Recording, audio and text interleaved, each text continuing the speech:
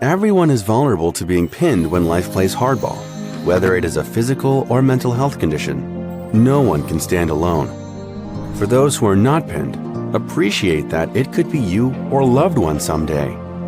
So when you see a chance to help someone, please do. They are not weak, they are pinned. Even a slight hand up and a listening ear can begin seriously lightening the load, change, or save a life. Help end stigma. Move from being pinned to purpose. Time for a hand up. Hello, everyone. It's Jeff Moore, the founder of the Pin to Purpose podcast. I'm very pleased to have our guest today, Diego Mariscal, who is the founder and CEO of 2Gether International. And in a moment, I'm going to go through his bio, but we're going to have a very interesting discussion today. I wanted to say, as we start, just as a reminder, and maybe for those who haven't seen this podcast before, the Pin to Purpose initiative was founded to help to shatter stigma, to have conversations about mental health and well-being, and to give people a hand up or to help them out with either their healing journeys or just their journeys. So it's fantastic to have Diego on as our guest today. Why don't I read a quick bio, and then I'm going to pass it over to Diego to say a bit more and introduce himself. So Diego Mariscal is a trailblazer at the intersection of disability, advocacy, and entrepreneurship. He is the founder and CEO of 2Gether International, 2GI, the largest 501c3 nonprofit and global startup accelerator run by and for entrepreneurs with disabilities. Under Diego's leadership, 2GI has supported over 700 startups, helping them raise approximately $84 million in combined investment, revenue, and acquisitions. The organization was named to the first ever Forbes Accessibility 100 list in 2025.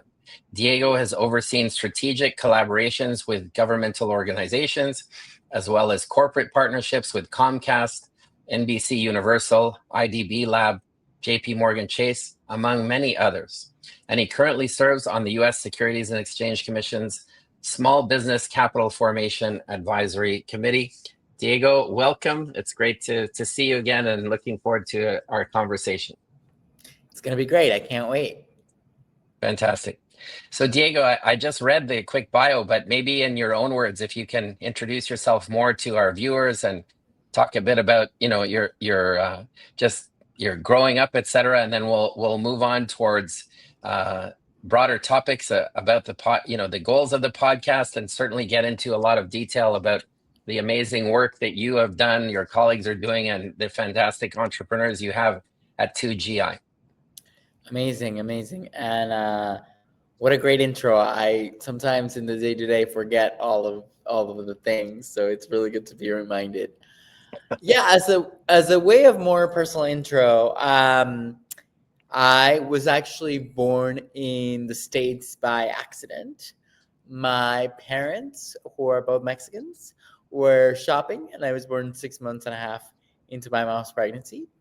She jokes and says that I've always been really stubborn. Even before I was born, I wanted to get out quickly. And as a result of that, I have CP, cerebral palsy, which for me manifests primarily in trouble walking. And I had the fortune of growing up in Monterrey, Mexico, which is kind of the Silicon Valley of Mexico. And so I saw firsthand how entrepreneurship had the ability not only to create wealth, but also to change the way people thought about a particular topic, whether it's environmental issues, science issues, or disability issues. And so I started my first company was around educating other students about disability. So we would do things like eating without being able to see, or using public transportation in a wheelchair, or communicating without speaking. That was very successful. It was actually acquired by the university, and it continues to be one of the largest youth-led movements around disability. And with that experience, I recognized that disability and entrepreneurship are sort of two sides of the same coin. When you think about it, as disabled people, we have to figure out how do we get dressed, how we drive, how we communicate. And that is, in essence, an entrepreneurship skill, right? You have to have tenacity, resiliency, creativity to basically live as a person with a disability, which in many cases are comparable skills to those needed or transferable skills to those who want to pursue entrepreneurship. And that model or that thesis is in some ways already proven. When we think about Richard Branson, Bill Gates, all the entrepreneurs in Shark Tank, or the investors in Shark Tank rather, they've all come out as saying that disability has played some factor in their success. But that tends to happen after they become rich and famous and gain some notoriety. And so our whole thesis, our whole theory of change is, how many more unicorns? How would policy, how would the education system, how would inclusion look different if we were actually investing in people before they reach that status? How many more success stories could we have? And not only that, but what would the economic impact be? What would the societal impact be? And so we're working on creating a world where disability is recognized as a competitive advantage for business. And so very excited to be working together with some amazing partners, including yourself, on this mission, and excited to get more into what does that mean on a day-to-day basis. Tremendous. Well, there's so much to talk about, and I wish we had several hours, but we'll stick to our time here. The podcast itself seeks to overcome stigma, to inform and to recognize our common humanity across the board, no matter what our situation, disability, etc. is. And so I'm wondering if you go back in time also, if you could talk a bit about whether or not you felt that stigma has been a challenge or was a challenge earlier, and the types of ways that you are overcoming it. And then, as you promote the opportunities and, the superpower that sometimes disabilities can lead to, with different opportunities, different ways to think about situations. Just go back and talk a bit about your views on again the concept of stigma and how we overcome it. Yeah, I mean, for better or worse, I think stigma was and in some ways continues to be the root of my story. Growing up in Mexico, having a disability, I at a very young age understood that people saw me differently and treated me differently. I had a brother, or have a brother actually, he's not dead, have a brother who is only 10 months and a half younger than I am. He doesn't have a disability, and it was very clear from a very early age the opportunities that he had access to versus the opportunities that I had access to. My parents did a phenomenal job of ensuring that there were high expectations placed upon both of us, meaning he had to make his bed in the morning, so did I. He had to help play at the table, so did I. He had access to a high quality education, so did I. And that meant oftentimes accommodations in the form of needing to wake up early in the morning so that I could make my bed, or setting the table with paper plates or plastic plates rather than glass plates, or going to a Montessori school instead of a traditional Montessori system, which in turn turned to be a better system for non-disabled people as well. And so that certainly played a part in my upbringing and in high expectations of myself. On the flip side, though, that rooted stigma that I felt, and in some ways continue to feel from society, is the driving force that makes me want to continue on this work. When I talk to entrepreneurs, one of the especially those who are early stage entrepreneurs, oftentimes they tell me, how do I get an idea? How do I turn that idea into a business? And my frame is always the same. I think people mistakenly think you need to create a business from your passion, right? What are you passionate about? And how do you turn your passion into a business? I actually think is the inverse. What pisses you off, and how do you turn that frustration into the driving motivation for your business, so that when when things get tough, which they will be at any business, you can press on. And I think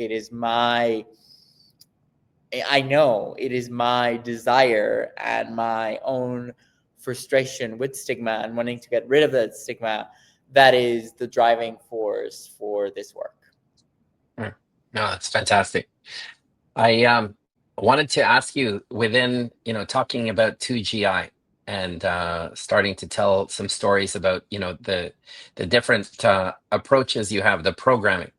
I think you've broken it down into a variety of areas in terms of the cohorts for founders with disabilities, and your venture labs, etc. Maybe you can talk to us a bit about how this is structured and how this brings together and inspires people with disabilities to launch themselves into, building great companies. Yeah, that's a really good point and question. And it hasn't really stuck, but the name that we're trying to move away from, we often, brand ourselves and talk about we're the largest accelerator for founders with disabilities. In reality, we are the largest ESO, which is, I'm in Washington, we love our acronyms, but ESO, Entrepreneurship Support Organization. We are the largest entrepreneurship support organization. And not quite as catchy as Accelerator.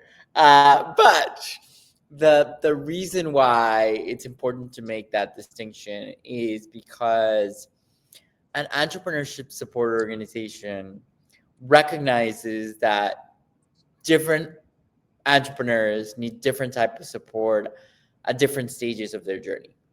And so with that framing in mind, we basically have a suite of services in accordance to your different stages.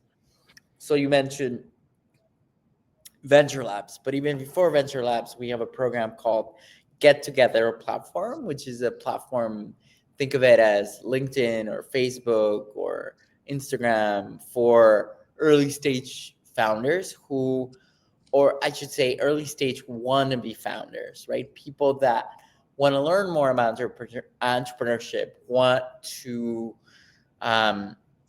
get support, want to be connected with other like-minded individuals. That's a space where they go and they learn more about what the community has to offer and how they can perhaps start to go into their entrepreneurship journey. Then there's the program you mentioned, which is Venture Labs, which is, okay, I know I want to pursue entrepreneurship. I have some vague sense of an idea. I want to kind of crystallize that idea and make sure that I have the right building blocks to pursue it. So that's where Venture Labs comes in. Early stage entrepreneurs really kind of, how do you turn an idea into an MVP, minimal viable product?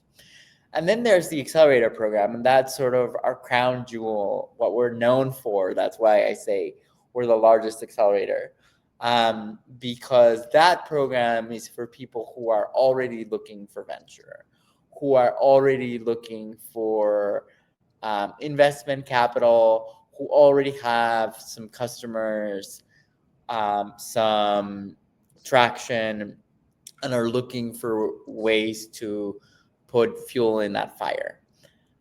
So that's our signature program.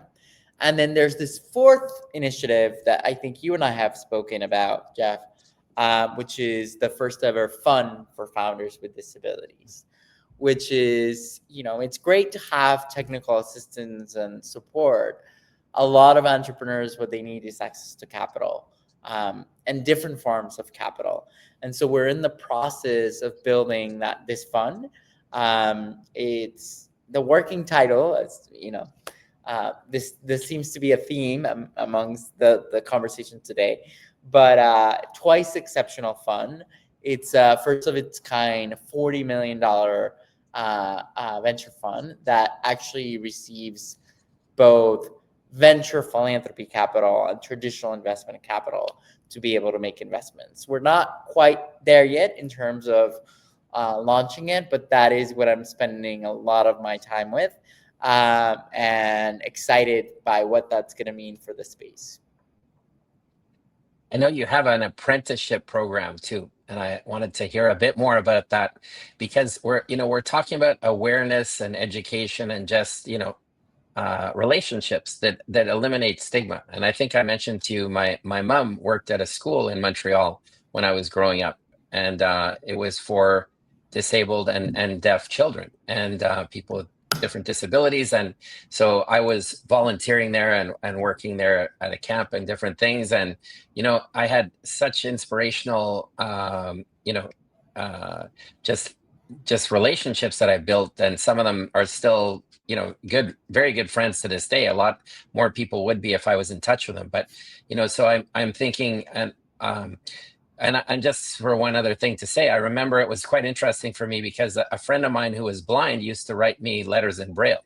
But she would she would encourage me to put my fingers over the dots, but she also had somebody who wrote out exactly what it meant, because at the time that was the only way I was going to really understand it. But she was incredibly sharp on I guess having different intuition additionally than I've experienced.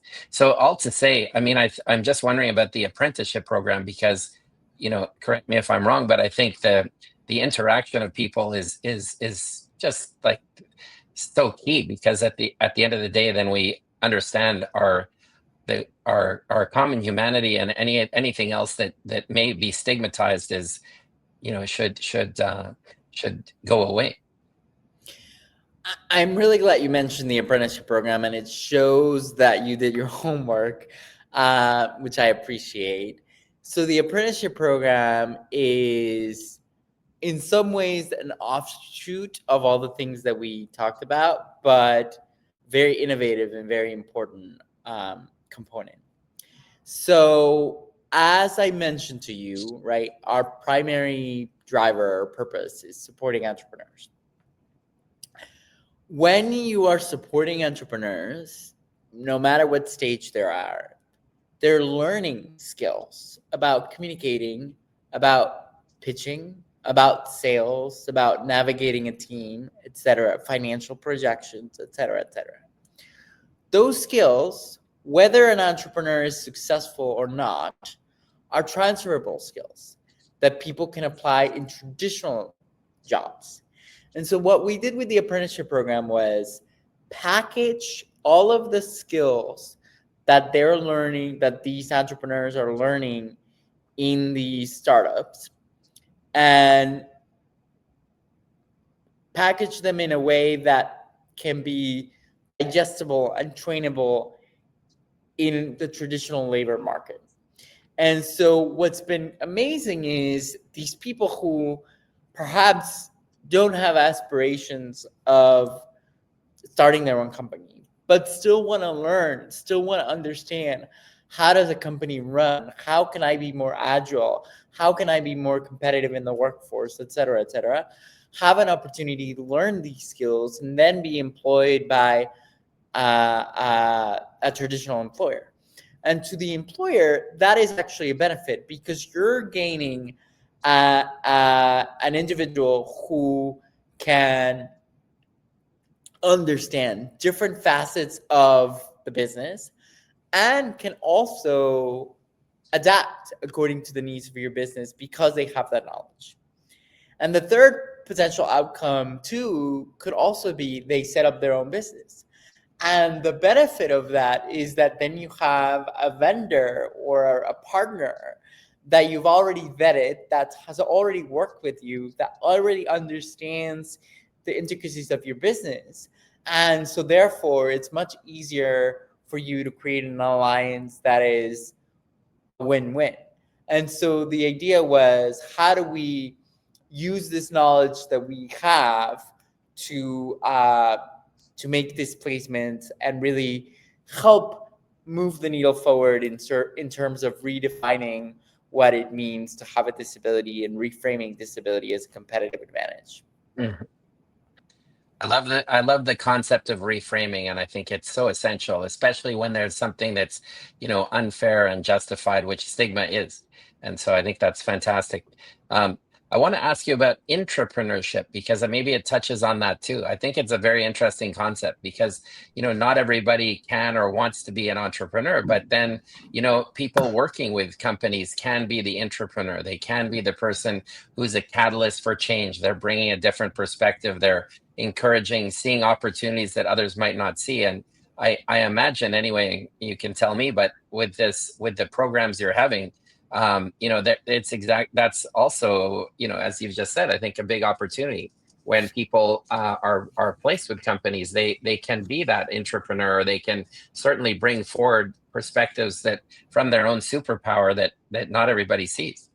And that's the whole point of the apprenticeship program, catering or serving those entrepreneurs who still want to have those skills but don't necessarily want to take on the risk or the complications that come with starting your own business. And so I know, how are you finding the entrepreneurs, and how are they finding you? Yeah, so I think one of the blessings of being the largest is that we've certainly developed a reputation. And so I'm tuning my own horn. I will say that, Good. we have a great, Well deserved. thank you. We have a great communications team, a great communications department in terms of getting the word out. And also, because we're the largest, because we're the biggest, I think anybody who's seriously making strides in the space has heard of us and looks to us for support, which I am incredibly proud, humble, and do not take lightly for. That's great. And do you want to talk about, you don't have to necessarily name names, if it's up to you, but do you want to talk about some examples of the entrepreneurs and the projects and businesses that they're, that they're passionately working on? Oh my God, this is my favorite part. It's like I get to brag about the people that we support. It's awesome. And sometimes people ask me, what's your favorite? And I'm like, you're asking me to pick a favorite child. It's not possible. Right. One of my favorite stories, and I always share this, but it's I think it speaks to the power of our movement, is that Eric Ingram. He does satellite inspection in space. And what was interesting is he was a member of our very first cohort back in 2021, I want to say. And he came with an idea and a napkin, and obviously very sophisticated idea, and with all the background needed to actually implement it from a space perspective, but not necessarily from a business perspective. And so we were able to really help him understand those business fundamentals, and also convey his idea in a way that allowed him to really grow and scale. And he has now gone through multiple rounds of funding, of $1 million of funding. One of which, his largest investor actually came through one of our events. And now he has since exited the company and now sits on the board of directors of 2Gether International. So Wonderful. It's a full circle moment. So that's one. I just talked to one of our alums yesterday, Erica Cole. She is the CEO of No Limits and is doing an apparel company for those who are amputee and have various forms of disabilities. She was on Shark Tank. Mark Cuban was an investor in her company. So I could go on and on, but I'm very, very proud of the movement that we're creating.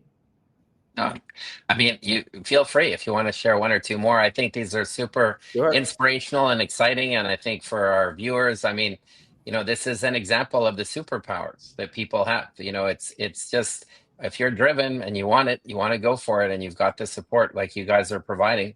I mean, anything is possible. Sure, absolutely. So another one that comes to mind, and I'm just kind of picking them from my brain, but Brandon Biggs, he's blind, and he created this think of it as like Google Maps for the inside of a building. How he pitches it, and I'm probably not doing justice, is imagine you're in a burning building and you have to close your eyes and you have to figure out how to get out. It's an impossible task. And so what this app allows you to do is it allows you to navigate enclosed spaces and know where things are. And what's amazing about this technology is I use a very drastic example to paint a picture, right? But think about how good that is when somebody who's having, let's say, a pregnant woman or somebody with diarrhea or some sort of, they need to find the bathroom, and you need to find where the bathroom is in inside of a building. It's critical. Or when you are in a time crunch and you need to find where the item of clothing is in a store or in the grocery store, right? There's these broader applications that, by building on the use case of disability, can have massive implications for everybody. So the ability to fund and to build for the disability community actually benefits us all. And then the last example I'll share is Heather. She is the founder of Simo AI, and it's amazing. What it does is it builds a brand. You basically tell it kind of what your business is, what sentiments you want to create, how you're thinking about pitching, and it automatically builds a brand and some guides for pitching from a branding standpoint. It's incredible. And what's unique about Heather's story is because of her disability, she has to spend a lot of time at home and cannot necessarily, do the traditional 9 to 5 or always go to conferences, although I do see her at conferences or events from time to time.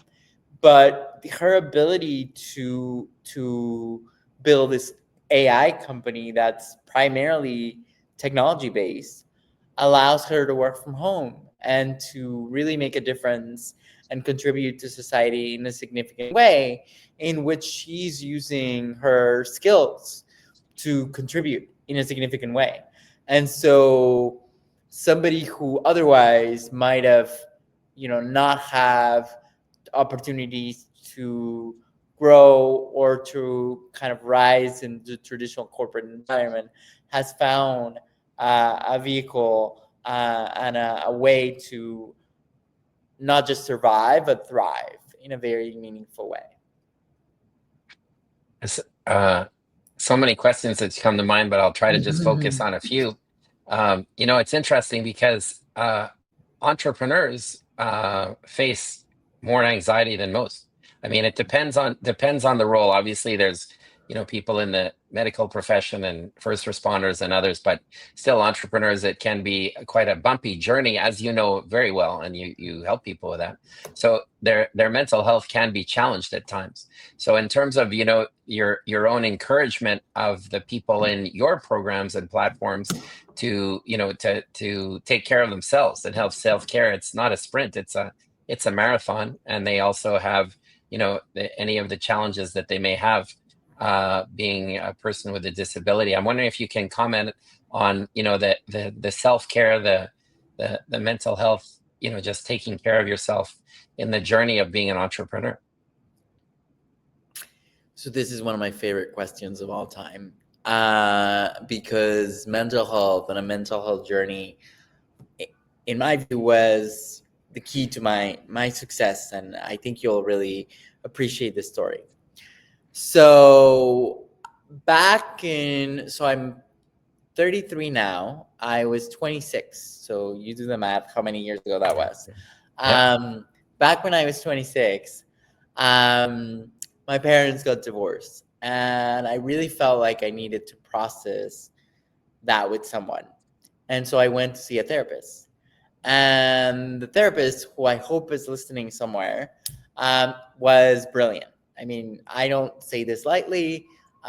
He really was exceptionally good listener and exceptionally good at validating, my feelings, and also challenging me when I needed to be challenged. What was interesting about that journey is we talked about stigma. Can you hear me? I think we had a little bit. Yes, I'm fine. Okay. Yeah, perfect. We talked a little bit about stigma earlier, and the reality is that a lot of my work, and I alluded to this earlier, was rooted, especially the early days, was rooted in this, let's call it frustration. I think in some ways you could even classify it as anger, was rooted in anger of wanting to prove the world differently and society differently, that we could do things. So I remember when I first sat, and I think about it and I get chills, when I first sat in that chair, and it's funny because he came to our offices. We didn't go to his offices. So it was like, I think, a unique experience to work with a therapist that way. But I remember when I first sat on that chair and we started talking, and I said, yeah, I'm really frustrated for this, that, and the other. And he just looked at me and he said, yeah, that makes sense. It was the first time ever somebody had said to me, an authority figure had said to me, as a person with a disability, what you're saying and what you're experiencing is valid and it has merit.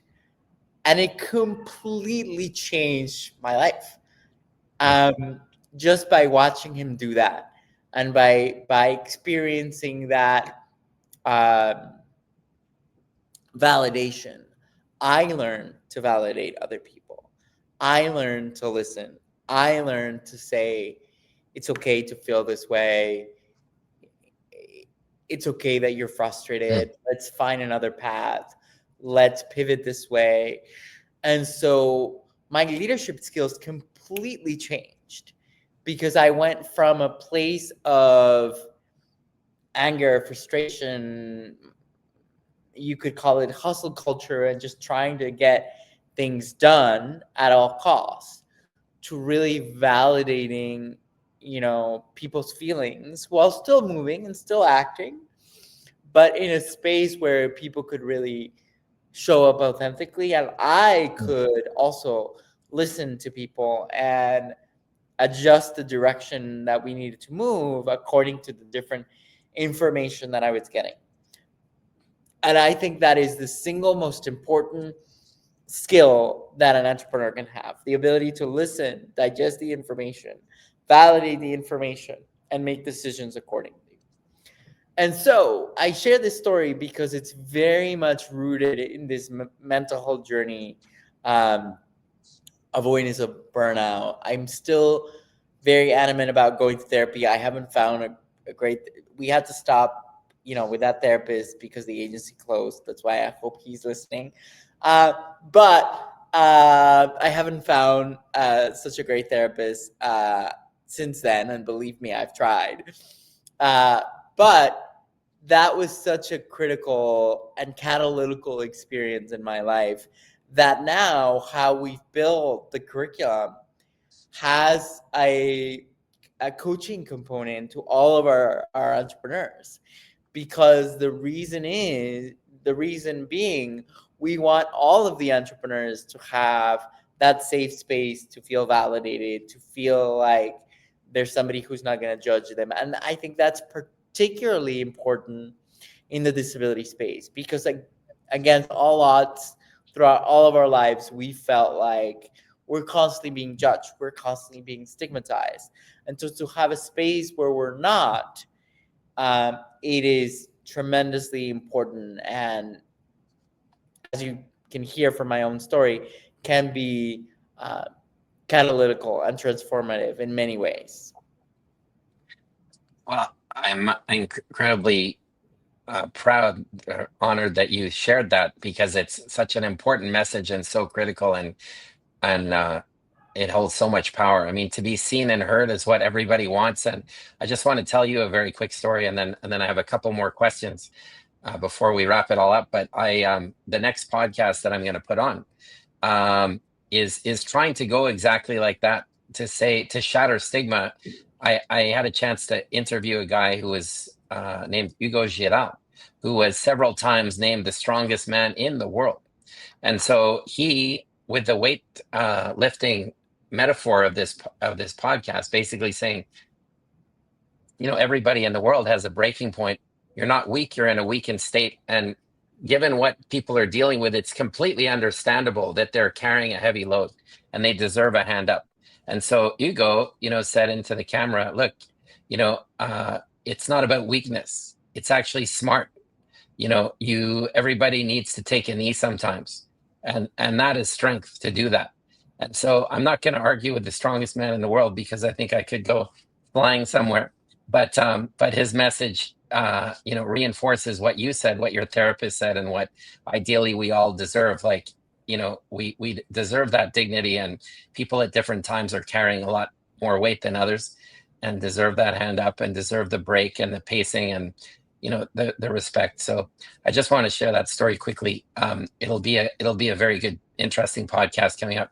I have two more questions for you, and then also want to give you a chance to say anything else you'd like. But what are your dreams for the organization, Together International, in the next 3 to 5 years, let's say? Yeah, you're speaking my language. My team jokes and says, you are Mr. 2030 Vision, because that's all I talk about. So, yeah, we're working on how do we build a pipeline to serve. So I talked about, we've served more than 750 entrepreneurs through all of our programs and years. We're looking at serving 5,000 entrepreneurs by 2030. So how do we build that pipeline of support and make sure that we're supporting people in the right way? That's our North Star, right? So that's kind of where we're going. The second component of that is building the first ever fund, which I'm very proud that we're making huge strides on that, particularly this year. The third component is, how do we highlight these stories, right? So like I talked about Eric, like I talked about Heather, Brandon, Erica, make sure that those stories are part of the mainstream narrative and not the exception, right? Because we have 700 stories that I could be telling you, right? And so it's definitely not a small size of the market. And then the fourth component, the fourth kind of area, is we want to strengthen partnerships. I think one of our strengths as an organization is the ability to create an ecosystem that collectively supports entrepreneurs with disabilities. And so codifying those partnerships and looking at what does that mean from an ecosystem standpoint, how are they supporting one another, and how are we building this community, is really critical and important.